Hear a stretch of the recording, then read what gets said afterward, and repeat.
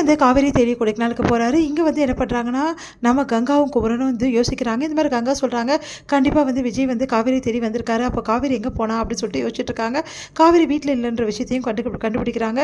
அதே மாதிரி விஜய்கிட்டையும் கேட்குறாங்க. விஜய் வேறு வழி இல்லாமல் எல்லா விஷயத்தையும் சொல்ல வேண்டியதாக போயிடுது. அப்போ வந்து விஜய் மேலே கோபப்படுறாங்க. ஏன் இப்படிலாம் பண்ணீங்க? காவேரி நல்லதுக்கு தானே பண்ணா, ஏன் உங்களுக்குலாம் புரியவே மாட்டேங்குது அப்படின்னு சொல்லிட்டு கங்கா டென்ஷன் ஆகிறாங்க. சரி இப்போ எங்கே இருக்கீங்க அப்படின்னா, காவேரி தேடி கொடைக்கானல் போயிருக்கேன். அவங்க ஃப்ரெண்டு தான் சொல்கிறாங்க கொடைக்கானலில் காவேரி வந்து இருப்பான்னு சொல்லிட்டு அப்படின்னோடனே, சரி ஓகே நாங்களும் கொடைக்கானல் வரோம். வேணாம் அப்படின்றாரு. இல்லை உங்களுக்கு எதுவுமே தெரியாது. கொடைக்கானலில் வந்து அவள் ஃப்ரெண்ட்ஸ் வீடு இதுன்னு எல்லாம் எனக்கு தான் தெரியும் அப்படின்னு சொல்லிட்டு கங்கா வந்து சொல்கிறாங்க.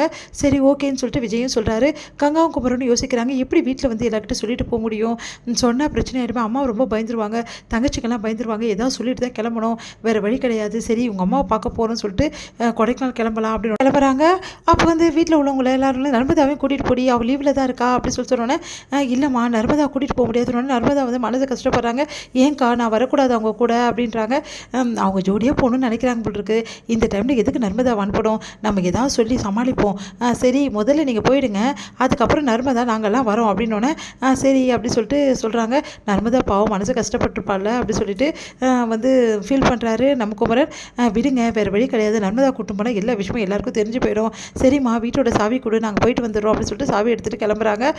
அடுத்து வந்து இங்கே என்ன பண்ணுறாங்கன்னா, விஜய் வந்து எல்லார்கிட்டையும் விசாரிக்கிறாரு. அங்கே இருக்கிறவங்க கிட்ட வந்து போய் பார்க்குறாரு. ஆனால் வந்து எங்கேயுமே இல்லை. என்ன பண்ணுறதுன்னு தெரியாமல் யோசிக்கிறாரு.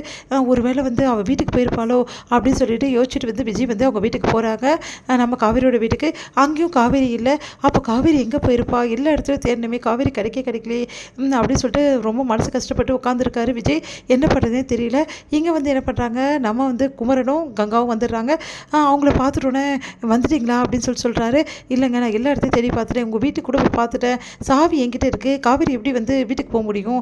அப்போ காவேரி எங்கே போயிருப்பா? கண்டிப்பாக கொடைக்கானலாம் வந்திருப்பா அப்படின்னு சொல்லிட்டு அவங்க ஃப்ரெண்டு சொல்கிறாங்களே. சரி நீங்கள் கவலைப்படாதீங்க, காவேரியை கண்டிப்பாக சீக்கிரமாகவே கண்டுபிடிச்சிடலாம் அப்படின்னு சொல்லிட்டு யோசிக்கிறாங்க. கங்கா என்ன பண்ணுறாங்க, போயிட்டு அவங்க ஃப்ரெண்ட்ஸ் வீடு எல்லாமே பார்க்குறாங்க. எங்கே போயிருப்பா காவேரி அப்படின்னு சொல்லிட்டு அவங்களும் ஒரு பக்கம் போயிடுறாங்க. குமரனும் ஒரு பக்கம் போகிறாரு. அதே மாதிரி விஜயும் ஒரு பக்கம் போகிறாரு.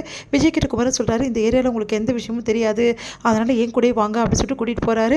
எல்லாருமே வந்து பார்த்துட்டே இருக்காங்க. அப்போ வந்து காவேரி ஒரு இடத்துல வந்து இருக்காங்க. அங்கே பார்த்துருக்காங்க. செமையாக டென்ஷன் ஆகிறாங்க. காவேரி போய் எதுக்கு நீங்கள் வந்து அப்படின்னு சொல்லிட்டு கேட்குறாங்க. இல்லைக்கா வீட்டுக்கு வந்து போகலான்னு நினச்சேன், ஆனால் சாவி இல்லை என்கிட்ட, அதனால் வீட்டுக்கும் போக முடியல, அதனால தான் இங்கே இருக்கணும்னு. உனக்கு எவ்வளோ திமிரு இருக்கும், வீட்டில் யார்கிட்ட சொல்லாமல் கொள்ளாமல் நீ பாட்டு இப்படி பண்ணிட்டு இருக்க, விஜய் எப்படி துடிச்சிட்டாரு உனக்கு தெரியுமா அப்படின்னு விஜய் பார்க்குற. விஜய் வந்திருக்காராக்கா? ஆமாம் வந்திருக்காரு. சரி எதுக்காக இப்படிலாம் பண்ண? வேறு வழி எனக்கு தெரியலக்கா, எல்லாரும் என்னை போட்டு பேசிகிட்டே இருந்தாங்க, அதனால தான் வந்துட்டேன். அப்படிலாம் வரலாமா வீட்டை விட்டு, உனக்கு அறிவு இருக்கா கொஞ்சமாவது அப்படின்னு சொல்லிட்டு செமையாக டென்ஷன் ஆகிடுறாங்க. உனக்கு அறிவுன்றதே கிடையாது அப்படின்னு சொல்கிறாங்க. சாரிக்கா அப்படின்னு சொன்னோன்னே, சரி விஜய் வந்து எப்படி துடிச்சு போயிட்டாரு தெரியுமா, உண்மையிலே நான் இப்போ தான் பார்த்தேன் விஜய் உன் மேலே எவ்வளோ காதல் வச்சிருக்காருன்னு சொல்லிட்டு அப்படின்னு யோசிக்கிறாங்க. காவேரி நீ சொல்கிறது உண்மையாக்கான்னு. ஆமாடி உண்மையிலே சொல்கிறேன், விஜய் வந்து நீ கடைக்கு கொடுத்து வச்சிருக்கணும், அவ்வளோ உன் மேலே பாசமாக இருக்காரு, நீ காணாமல் எப்படிலாம் துடிச்சு போயிட்டாரு தெரியுமா, எல்லா இடமும் தேடினார் தெரியுமா அப்படின்னு சொல்லிட்டு விஜயா தேடினார், என்னால் நம்பவே முடியலையே, விஜய் நான் எல்லாமே ஃபீல் பண்ணாரா அப்படின்னு சொல்லிட்டு காவேரி மனசுலேயே யோசிக்கிறாங்க. சரி வா முதல்ல அவங்க எங்கெங்கே தேடிட்டு இருக்காங்களோ தெரில அப்படின்னு சொல்லிட்டு கூட்டிகிட்டு போகிறாங்க. உடனே வந்து காவேரியை பார்த்துட்டு விஜய் வந்து அப்படியே அழுதுறாரு. உடனே ஓடி வந்து அப்படியே கட்டி பிடிச்சிக்கிறாரு. ரெண்டு பேருமே அப்படியே வந்து என்ன பண்ணுன்னு தெரியாமல் அப்படியே பார்த்துட்டே இருக்காங்க. குமரனும் கங்காவும்.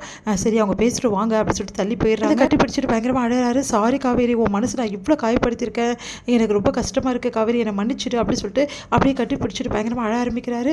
காவேரிக்கு ஒன்றும் புரியாமல் அப்படியே பார்க்குறாங்க.